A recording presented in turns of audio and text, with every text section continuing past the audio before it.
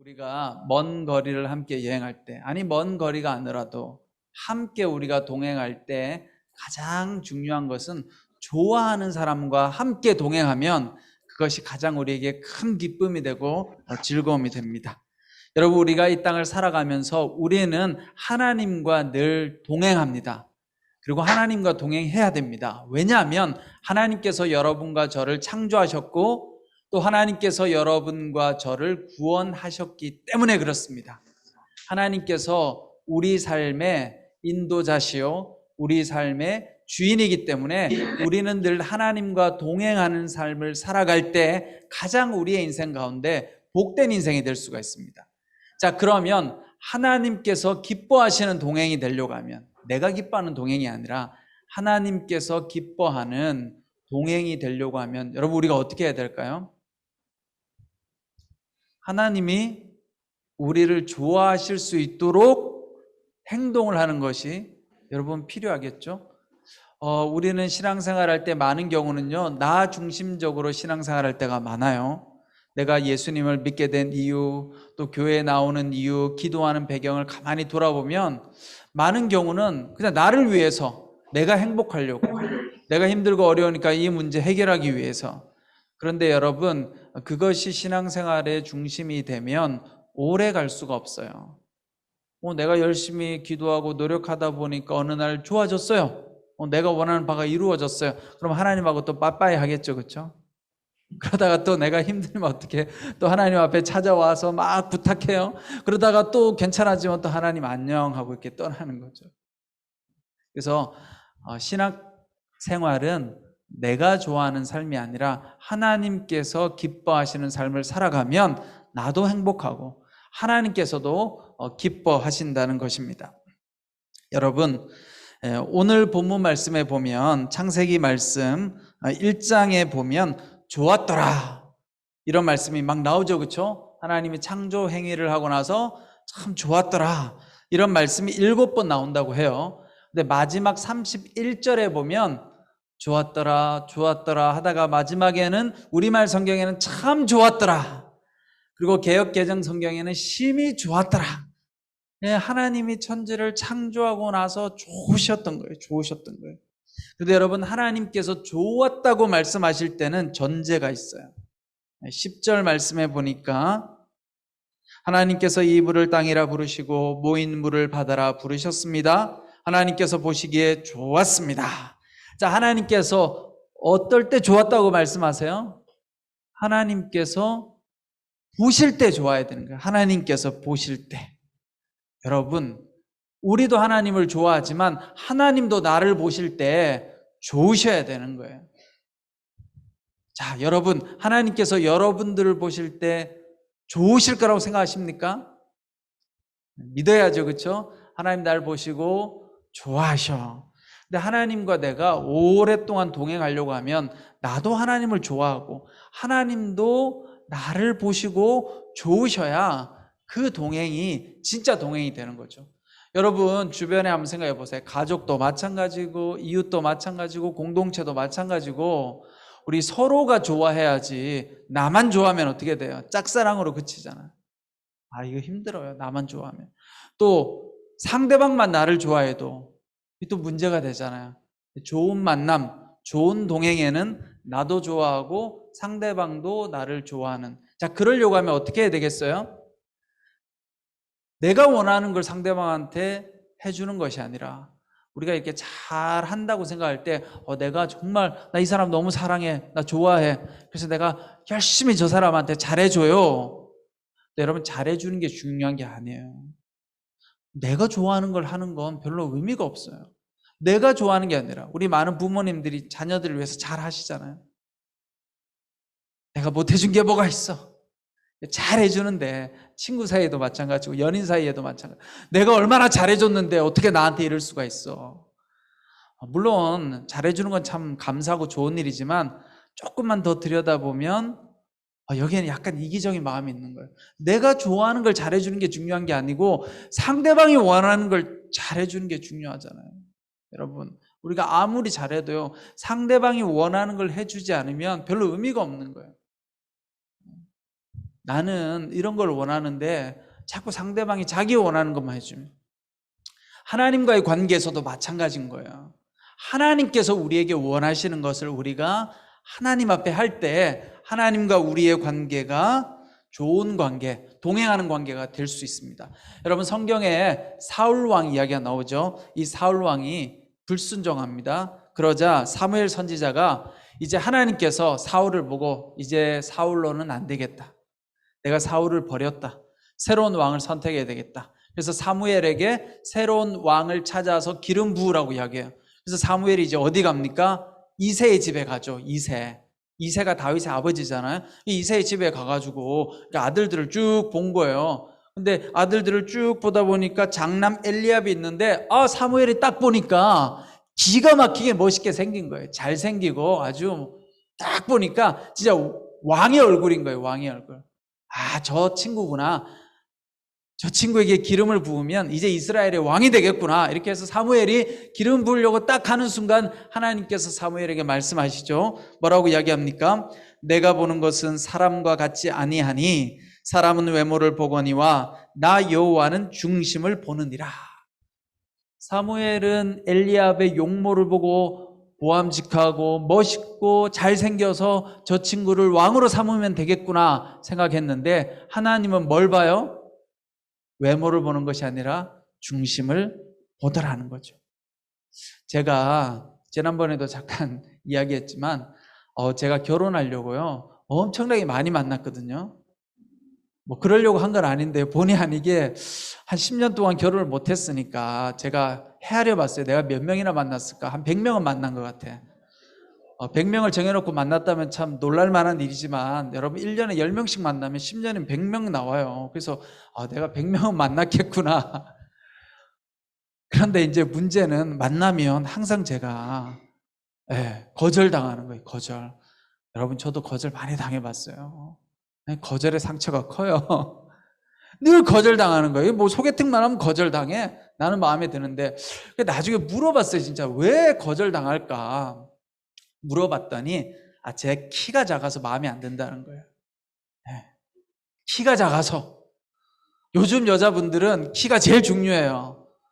옛날에는 남자만 여자의 용모를 받는데 요즘은 세상이 변했어요. 요즘 제가 우리 자매분들한테 물어봤어요. 남자의 뭘 봅니까? 20대들한테 물어봤더니요 첫 번째가 키와 외모더라고요. 키와 얼굴. 달라졌어요. 이제 여성분들도 적극적으로 바뀌었어요. 내가 키와 외모에서 안 된 거예요. 그래서 우리 아내를 딱 만났잖아요. 또 우리 아내한테 딱 다가갔죠. 딱 그랬더니 저희 아내가 그랬어요. 나는 나보다 1cm라도 작으면 그 사람하고는 만나지 않습니다. 딱 그러는 거예요. 저희 아내가 저보다 키가 커요. 그러니까 뭐 당연히 1cm 아니라 몇 cm 작아요, 제가. 야, 또 안 되는구나. 또 키가 걸리는구나. 그래서 제가 저희 아내한테 당당하게 이야기했어요. 비록 내가 키도 작고 물질적인 부분에 있어서도 내가 부족하지만 그러나 나는 하나님 앞에서 믿음의 키는 내가 제일 크다. 이렇게 이야기했어요. 저희 아내한테. 좀 멋있죠? 그때는 그렇게 이야기할 수밖에 없었어요. 뭔가라도 돋보이는 걸 이야기해야 되기 때문에 내가 믿음의 키는 제일 크다 세상에서. 근데 어쨌든 그런 게 먹혔어요. 여러분 중요한 거는 하나님은 우리를 외모로 판단하지 않고 우리의 중심을 보신다라는 거예요.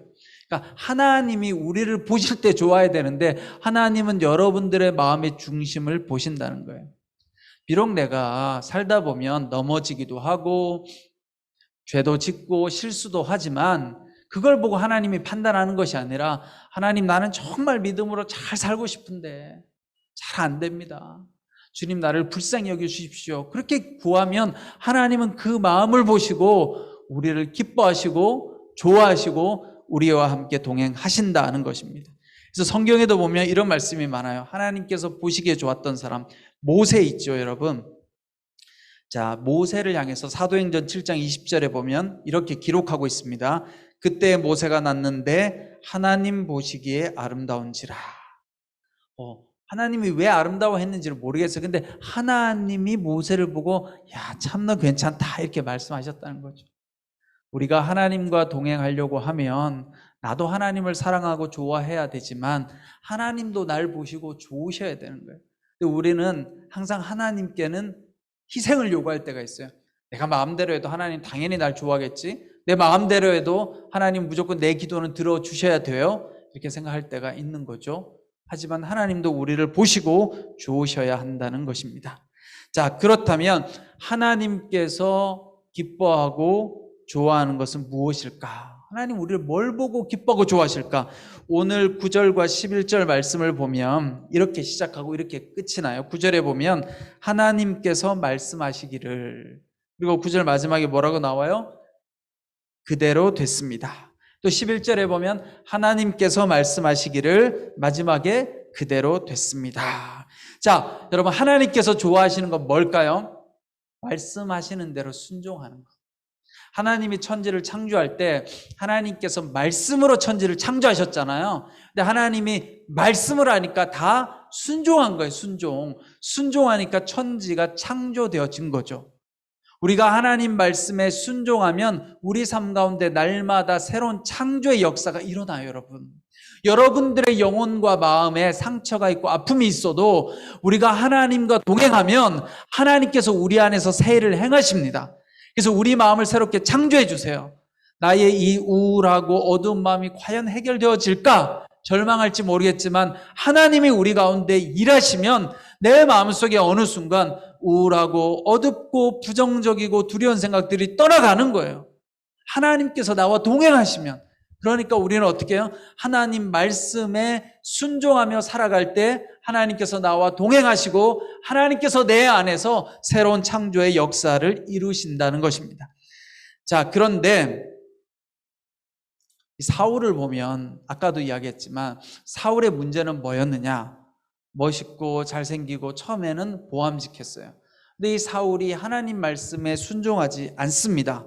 자, 그러자 사무엘이 이렇게 이야기해요. 사무엘이 이르되 여호와께서 번제와 다른 제사를 그의 목소리를 청종하는 것을 좋아하심 같이 좋아하시겠나이까? 순종이 제사보다 낫고 듣는 것이 숫 양의 기름보다 나으니. 자, 여러분, 사울은요 번제 드리는 게 중요했어요. 전쟁을 해야 되는데 번제 드리고 전쟁 나가야 이길 수 있는데 지금 사무엘이 안 온 거예요. 빨리 제사 지내고 가야 되는데. 그러니까 어떻게 해요? 조급하니까 자기가 그냥 제사장이 해야 될 업무를 자기가 해버린 거예요, 그냥. 근데 하나님이 노하신 거죠. 왜냐면 하나님 그걸 원하신 것이 아닌데. 우리도 그럴 때가 얼마나 많아요. 내가 겉으로 보암직한 거 하면 하나님 좋아하시겠지? 내가 하나님 앞에 헌금을 많이 하면 좋아하시겠지? 물론 뭐 헌금 많이 하는 거 나쁘지 않죠. 좋죠. 그런데 그렇게 겉으로 보이는 거 많이 한다고 해서 하나님께서 기뻐하시고 그렇지 않다고 해서 하나님께서 우리를 기뻐하지 않는 것이 아니다라는 거예요. 하나님이 원하시는 건 순종이에요. 여러분 한번 보세요. 사람과 사람과의 만남 가운데서도 마찬가지예요. 여러분 어떤 사람 좋아하세요? 처음에는 다 잘생긴 사람 좋아하죠. 예쁜 사람 좋아해요. 화려한 사람 좋아하죠. 근데 조금만 관계를 가져보세요. 그런 사람이 매력이 있는가? 매력이 없죠. 매력은 있죠. 근데 점점 사이가 깊어졌는데 늘 자기 잘난 걸로, 내가 멋있는 걸로만 상대방한테 이렇게 영향력을 주려고 하면 의미가 없는 거예요. 상대방을 존중해주고 때로는 원하는 걸 수용도 해주고 순종도 해주면 그때 우리가 좋아하잖아요. 내가 이걸 원해. 그러면 그걸 어떻게든 해주려고 노력하는 모습 속에서 우리가 감동을 받지. 나는 이런 거 원해. 나는 그거 안 원해. 내가 너한테 더 좋은 거 내가 줄게. 하나님과 우리와의 관계도 마찬가지입니다. 여러분, 하나님께서 기뻐하시는 것은 우리가 하나님 말씀 가운데 순종할 때 하나님도 우리와 함께 동행하세요. 그러나 우리가 순종하지 않으면 성령께서 우리 안에 거하지 못한다고 말씀하세요. 하나님 말씀에 순종한다는 것이 무엇일까? 어렵잖아요, 여러분. 성경에 나와 있는 하나님 말씀은 뭐예요? 딱 두 가지예요. 하나님을 사랑하는 것, 그리고 이웃을 내 몸과 같이 사랑하는 것. 이것이 하나님 말씀이에요, 여러분. 어렵잖아요. 성경 말씀을 딱 두 가지로 요약하면 하나님 사랑하라, 그리고 이웃을 사랑하라. 그걸 또 하나로 요약하면 뭐예요? 사랑하며 살아가라. 이게 하나님 말씀이에요. 그럼 하나님 우리와 함께 하시는 거예요. 사랑하는 거. 물론 사랑하는 게 참 어렵잖아요. 그래서 우리가 하나님 앞에 이렇게 기도하면 돼요. 하나님, 저는 하나님 말씀 가운데 순종하고 싶습니다. 그런데 내 힘으로 잘 되지 않습니다. 아버지 하나님, 나에게 사랑할 수 있는 마음을 주시고 사랑할 수 있는 힘을 주시고 사랑할 수 있는 능력을 주십시오. 하나님, 나를 긍휼히 여겨주시고 불쌍히 여겨 주시옵소서. 그렇게 우리가 마음의 중심을 가지고 하나님 앞에 구하면, 하나님 말씀에 순종하면 하나님께서는 늘 여러분과 동행하시고, 하나님께서 여러분들과 동행하시고 함께 하시면 우리의 영혼이 어떻게 될까요?